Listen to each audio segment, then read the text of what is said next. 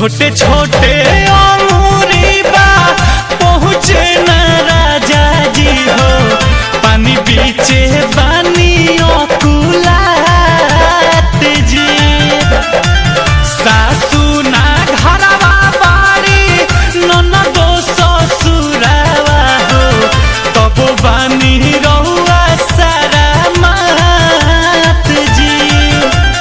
लावा ना छोड़े जवानी रहुआ दूर से काहे अतना औ जात बानी जी, औ जात बानी जी। ए सैया साबुन तनी लगा दी हमने हाथ बानी जी, ए राजा साबुन तनी लगा दी हमने हाथ बानी जी।